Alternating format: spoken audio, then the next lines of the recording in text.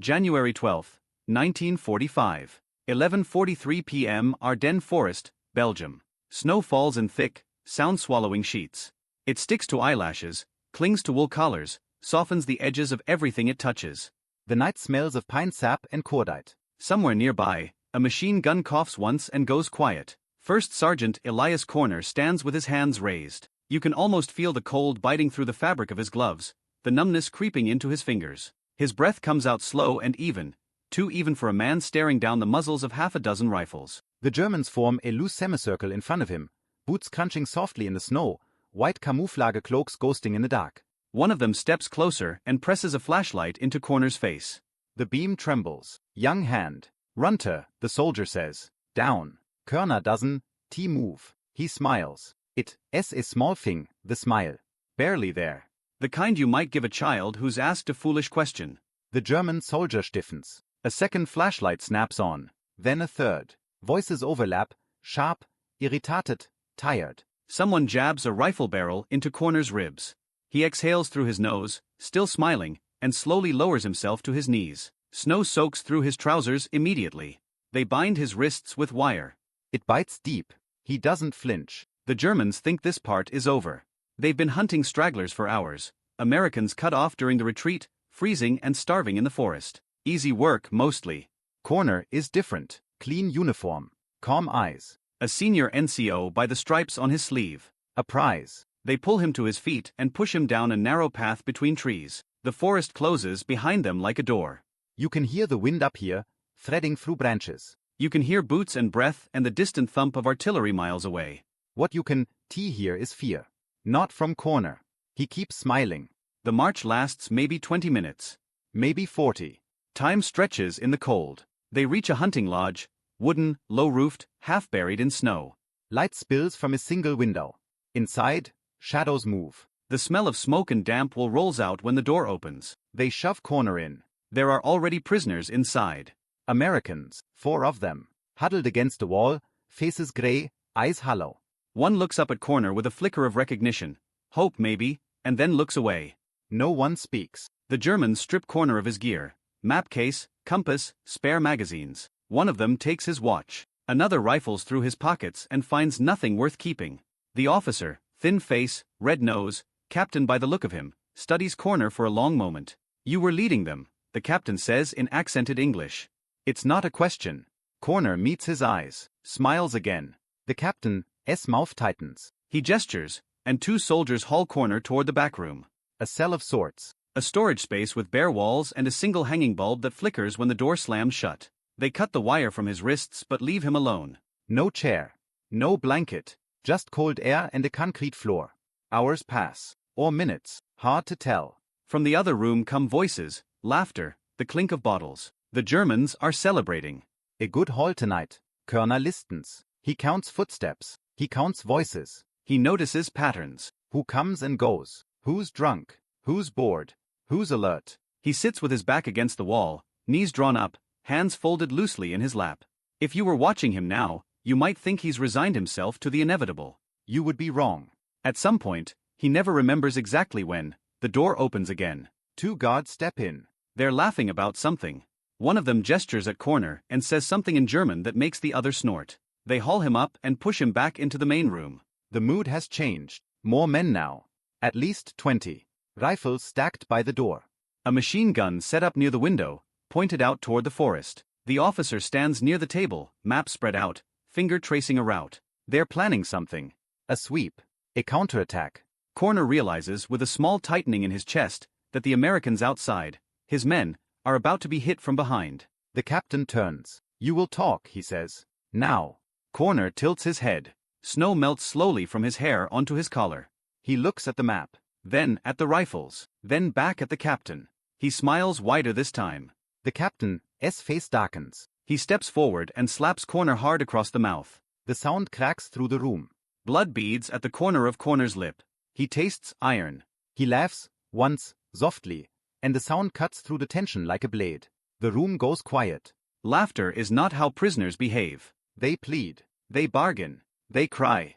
They don't laugh. The captain stares at him, confused, furious. You think this is funny? He snaps. Corner doesn't answer. He keeps smiling. Keeps laughing quietly, as if at a private joke no one else can hear. Some of the guards shift their weight. One looks away. Another chuckles despite himself, then clamps his mouth shut. The captain turns purple. He shouts. Orders barked in German. 2 guards grab Corner again, force him toward the far wall. One of them fumbles with his rifle sling. Another drops a magazine, curses, bends to pick it up. Small things, tiny cracks. Körner watches it all.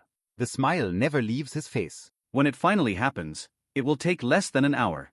By morning, 18 German guards will be dead. The hunting lodge will be silent, and the snow outside will be trampled flat by bodies and boots and blood. But right now, none of that has happened yet. Right now, Corner stands unarmed in a room full of enemies, laughing softly while they decide what to do with him. And someone, somewhere in that room, is about to make the first mistake. The captain orders the guards to take him outside. The cold hits like a physical blow. The night has thickened, the forest closing in tighter than before. Snow crunches under boots. Corner stumbles once, not from weakness but calculation, and one of the guards curses and yanks him upright by the collar. Their breath fogs the air, fast and uneven. Fear leaks out of them now, thin and sour. They line him up against the side of the lodge. The wall is rough wood, damp with frost. A lantern hangs above the door, casting long warped shadows that stretch and bend like something alive. The captain steps close again, his boots inches from Corner's knees. "You will tell me where your unit is," he says. "Or you will die here." Corner looks past him, into the trees. You can almost feel what he's feeling now, not fear but distance. A kind of inward withdrawal. The world narrowing to details. The sway of the lantern. The way one guard's gloves are too big for his hands. The fact that another guard keeps glancing back toward the lodge, distracted. Körner smiles. The captain's patience snaps. He nods once. A guard steps forward and raises his rifle, the barrel settling against Corner's chest. Not a warning shot. Not theatrics. This is real. For the first time, someone notices Corner's eyes. They're not wide. Not desperate. They're focused. Almost calm. Like a man already halfway through something no one else can see. "You know," Corner says quietly, in German so clean it lands like a slap, "you shouldn't bunch up like this." The effect is immediate. The guard with the rifle flinches. The captain freezes, eyes flicking to Körner's mouth. "You speak German," he says. Corner nods, still smiling. Enough. There's a pause, no more than a heartbeat, but in that heartbeat, the balance shifts. The captain steps back, reassessing. He's angry, but now there's doubt threaded through it. Why hadn't this man spoken earlier? Why laugh? Why now? That hesitation is everything. A shout erupts from inside the lodge. Laughter. A bottle breaks. Someone stumbles into the doorway, half drunk, pulling on a coat. The guard line falters as attention splits. Körner moves. It isn't dramatic. No shout. No roar. Just a sudden, violent economy of motion. He lunges sideways, shoulder slamming into the guard nearest him. The rifle discharges with a thunderous crack, the round tearing harmlessly into the trees. Corner's bound hands wrench downward, snapping the wire against the guard's belt buckle. Pain flares white-hot up his arms, but the wire breaks. He doesn't pause to enjoy it. Corner dives for the fallen rifle, rolls, comes up on one knee. He fires once, twice. The shots are deafening in the enclosed space between trees and wall. One guard drops without a sound. Another screams and clutches his thigh. Chaos erupts. Someone shouts orders. Someone else fires wildly, bullets chewing bark from the trees. Corner runs, not away, but toward the lodge. Toward light and noise and confusion. He kicks the door open and disappears inside before anyone can react. Inside, the air is thick with smoke and alcohol and surprise. The Germans spin toward him, eyes wide, mouths open. For a split second, no one understands what they're seeing. A prisoner, hands bleeding, face split with a grin, charging straight at them with a rifle. Corner fires into the closest cluster. Men fall. Chairs topple. Someone overturns the table, the map sliding into the dirt. A machine gunner tries to swing his weapon around, but it jams against the wall. Corner shoots him through the shoulder and keeps moving. You can almost feel the room breaking apart now, discipline dissolving into instinct. Orders drowned out by gunfire. Men scrambling for cover that doesn't exist. Körner dives behind the table as rounds punch through the wood. He reloads by feel, fingers slick with blood. He hears one of the American prisoners shout his name, recognition, disbelief, and then a rifle slides across the floor toward him. Good. He shouts back in English. Pick them up. Now. The prisoners hesitate only a second. Then they move. Rifles come up. Shots ring out from unexpected angles. The Germans hesitate again, just long enough. That's when the betrayal hits. A German corporal near the back, older, sharper, realizes what's happening. He yells for the men outside to flank the building. He bolts for the door. Corner sees it. He fires. The corporal drops inches from the threshold, blood spreading dark across the snow. Outside, boots skid to a halt. Shouts turn panicked. The lodge is no longer a secure point. It's a trap. Minutes blur together. Shots, reloads, screams cut short. Smoke thickens. The lantern outside shatters, plunging half the room into shadow. Someone tries to surrender, hands up, weapon clattering to the floor, but another German shoots him in the back, terrified and out of control. Trust is gone. Order is gone. By the time silence finally settles, the floor is slick. Bodies lie tangled where they fell. The Americans stand shaking, weapons still raised, ears ringing. Corner leans against the wall, chest heaving, the smile finally gone from his face. Outside, the forest listens. 18 Germans will not leave this place alive. Others will flee into the trees, wounded and bleeding, carrying stories that won't make sense even to themselves. Corner looks at the men around him. At the blood. At the door. This isn't over. Not yet. The silence inside the lodge feels heavier than the gunfire did. Smoke hangs in the air, stinging eyes and throats.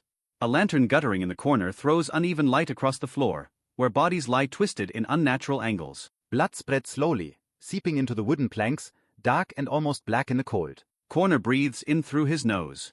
Out through his mouth. Once, twice. His hands shake now.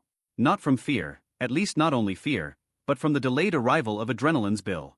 You can almost feel it creeping through his muscles, the sudden weakness after violence, the awareness of pain blooming where it had been ignored.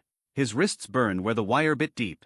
His jaw aches from the blow outside. He tastes smoke, metal, and blood. Lock the door, he says. His voice is calm. Too calm.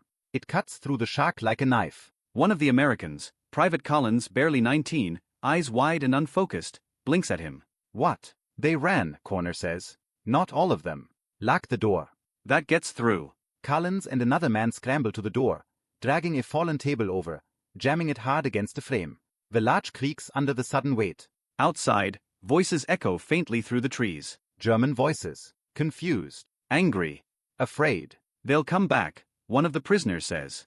With more men. Corner nods. Yes, that's all he says. He moves through the room, methodical now, stepping carefully around bodies. He checks weapons, counts ammunition.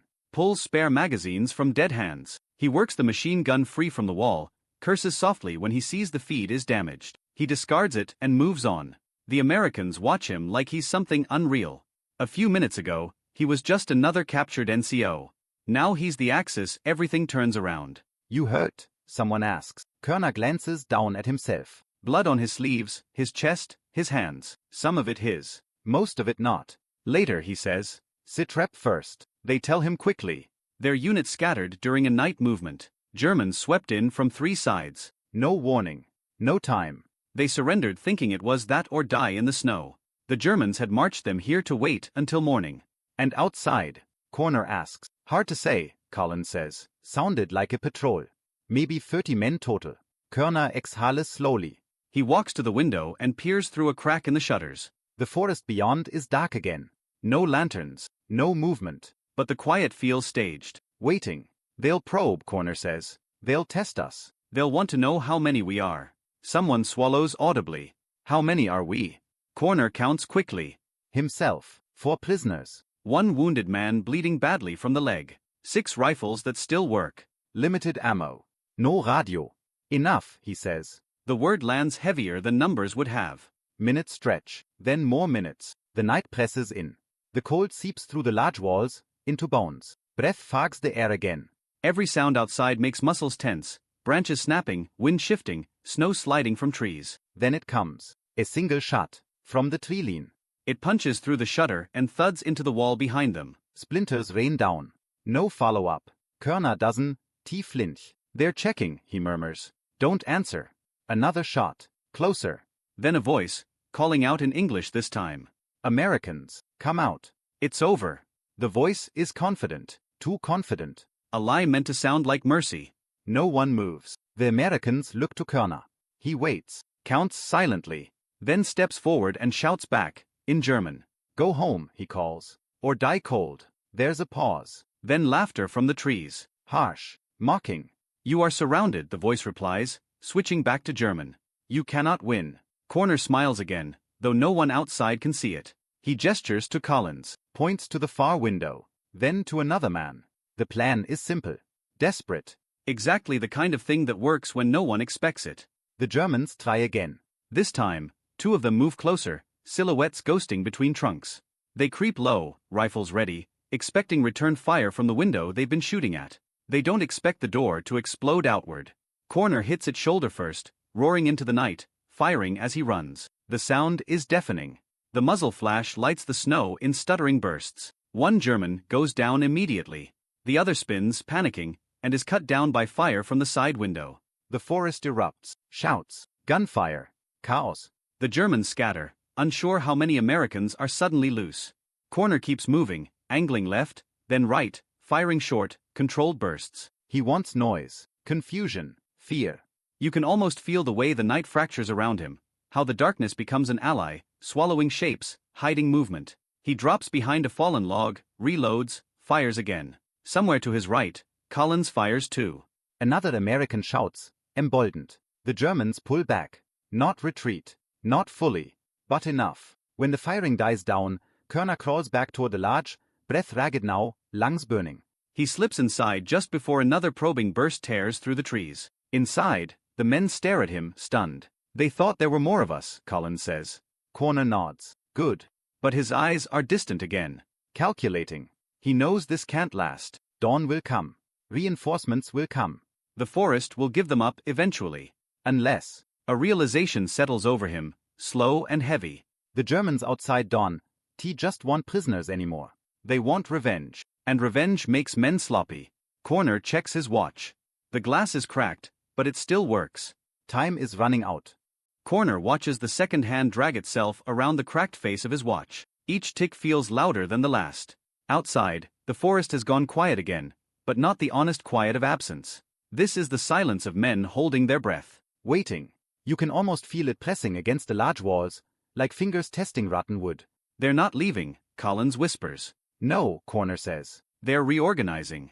He crouches near the window and wipes frost from the glass with his sleeve. The snow reflects faint starlight now. Shapes move between the trees, slow, deliberate. German discipline reasserting itself after panic. That's the dangerous part. Fear fades. Anger sharpens. Körner turns back to the room.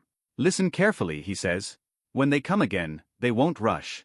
They'll probe. Draw fire. Find angles. Someone asks the question everyone is thinking. Then what do we do?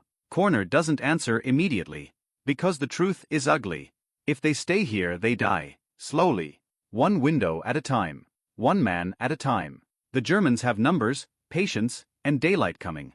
This lodge is a coffin waiting to be nailed shut. The only chance is movement. The wrong move. The kind of decision that gets you court-martialed if it fails, and remembered if it works.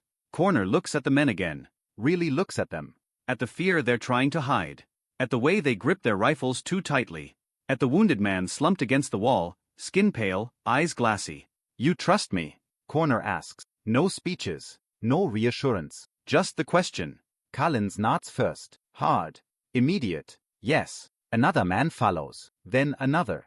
No one hesitates. Körner exhales. Good. Because we're leaving. The words hang there, heavy. Leaving. Someone echoes. They've got us surrounded. Yes, Corner says. Which means they won't expect us to walk straight through them. Silence. Then disbelief. Then something like awe.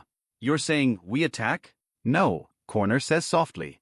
We become the attack. He spreads the map he pulled from the table earlier. German positions marked in pencil. Patrol routes. Arrows pointing inward toward the lodge. He taps one spot near the rear, a shallow ravine choked with deadfall and snow. They think we're hiding, he says. They think we're waiting for dawn. They're wrong. He explains quickly. No embellishment. No room for doubt. They will split into pairs. Move when the wind gusts. Fire only when necessary. Keep moving. Noise is their ally now, not silence. Confusion is the weapon. And if we run into more of them? Someone asks. Corner meets his eyes. Then we don't stop. The wounded man tries to speak. Corner kneels beside him. You can't come, Corner says gently. The man swallows. I know.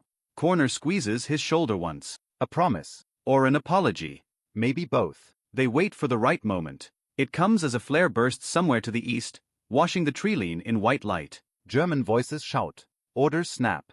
Attention shifts. Now, Corner says. They push the door open, not in a rush, but with purpose, and slip into the night. The cold hits again, sharp and clean. Snow crunches under boots, too loud, but no one cares anymore. They move fast, angling downhill, away from the lodge. A German shouts. A rifle cracks. Snow explodes inches from Corner's feet. They fire back. Short bursts, enough to be heard. Men scatter in the dark. Shadows collide. A German stumbles into Corner's path, eyes wide with surprise. Körner doesn't, slow. He fires once, keeps moving. The ravine appears like a wound in the earth. They drop into it, sliding, tumbling, clawing their way down. Bullets snap overhead. Someone screams. A German, not American.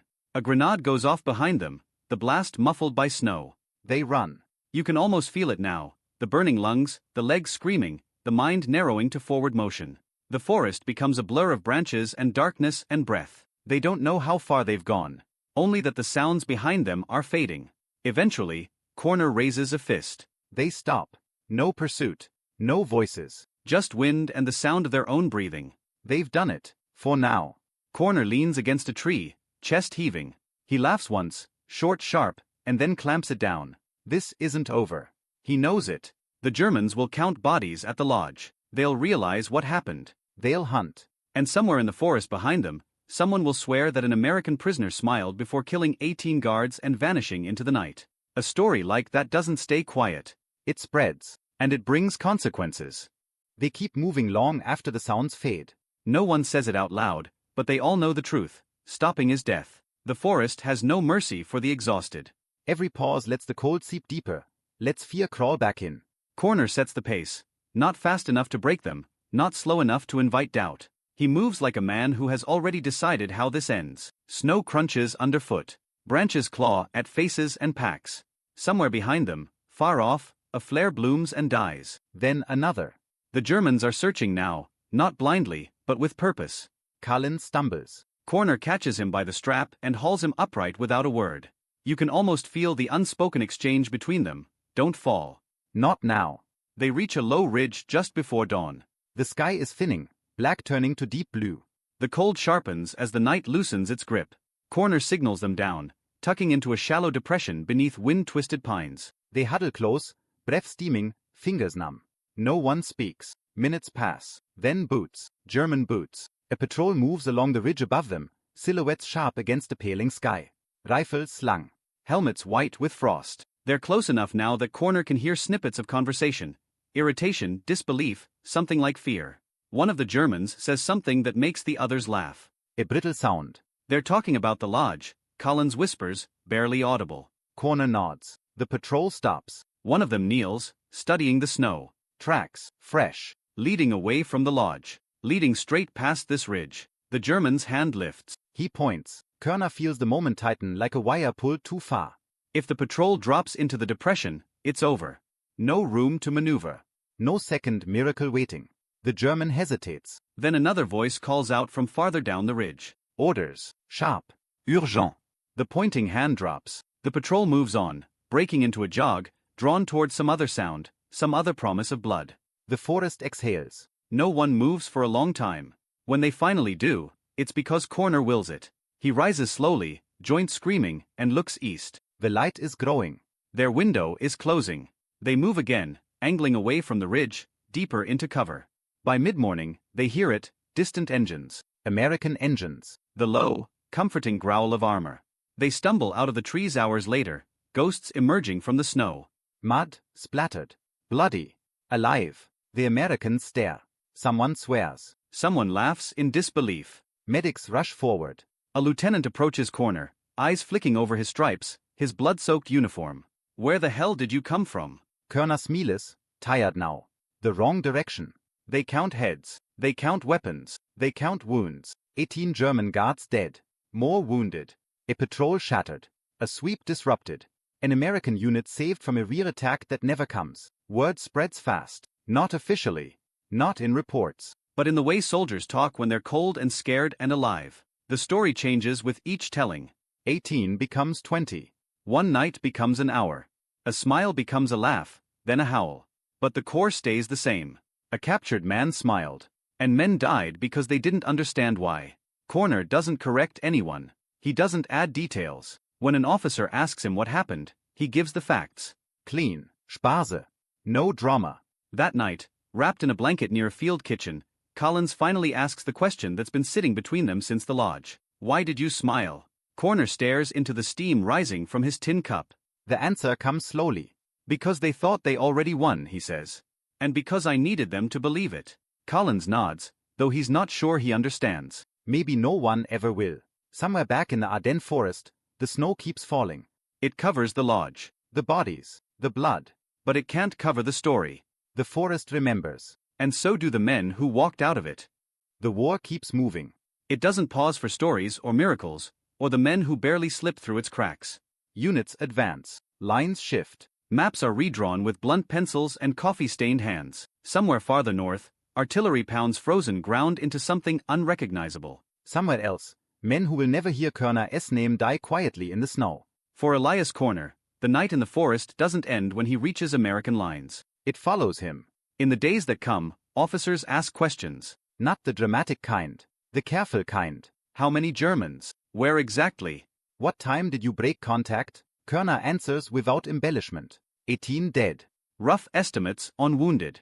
1 lodge. 1 night. No witnesses beyond the men who were there. That last part bothers them. Someone higher up asks him to write it down. He does. 2 pages. No adjectives. No metaphors. Just movement and numbers and outcomes. It reads like a maintenance report. The men who survived with him read it later and barely recognized themselves in it. There's talk of commendation. Then hesitation. The story is too strange, too untidy. Too many unanswered questions. How does a captured NCO turn the tables like that? How does a prisoner walk out of a German cordon and leave 18 bodies behind? Some things fit cleanly into paperwork. Some things don't. So the story drifts sideways instead, through mess tents and foxholes, whispered over cigarettes, told late at night when sleep won't come. Each telling sharpens it, darkens it, adds edges. The smile becomes a laugh. The laugh becomes something unsettling. Something wrong. You can almost feel how it changes in the telling, from a tale of escape into something else entirely. A warning. A myth. German prisoners start repeating it too. They talk about a man in the Ardennes who smiled when he should have begged. About a night patrol that never came back. About a lodge no one wants to use anymore. Some refuse to enter that stretch of forest at night. Others mock it, loudly, as if laughter can drive something away. Körner hears none of this. He's moved on. Back to work. Back to orders and responsibility. The war grinds forward, and there are still men under his command who need him focused and alive. But sometimes, in the quiet moments, the memory surfaces uninvited. The way the captain's face changed when he spoke German. The split second of disbelief before violence broke loose. The moment in the forest when the patrol nearly found them. Those moments replay not as images, but as sensations. Tightness in the chest. A faint ringing in the ears. The urge to smile at the wrong time. He never talks about it. When the war finally ends, sudden and anticlimactic, like a door slamming shut, Corner boards a transport ship with thousands of others. Men lean on rails and stare at the horizon, thinking about home, about survival, about the strange fact that they're still breathing. Someone asks him, half joking, "You ever do anything crazy over there?" Körner shrugs. Depends what you call crazy.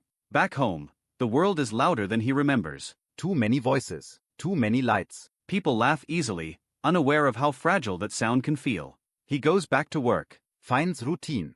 Builds a life that looks ordinary from the outside. No one knows what to ask him. The medals come quietly. A handshake. A citation read from a page. Polite Applause. He accepts them with the same calm he accepted everything else. They end up in a drawer. Then a box. Then a place he doesn't think about much at all. Years later, someone will dig into unit records. Someone will piece together reports and rumors and casualty lists. They'll write a short article. Then another. The story will resurface, thinner now, stripped of its rough edges. But something essential will always be missing. Because the truth of that night isn't in the numbers. It's in the moment when fear breaks, and something colder, sharper, takes its place. The forest remembers that part. And Elias Corner carries it quietly for the rest of his life.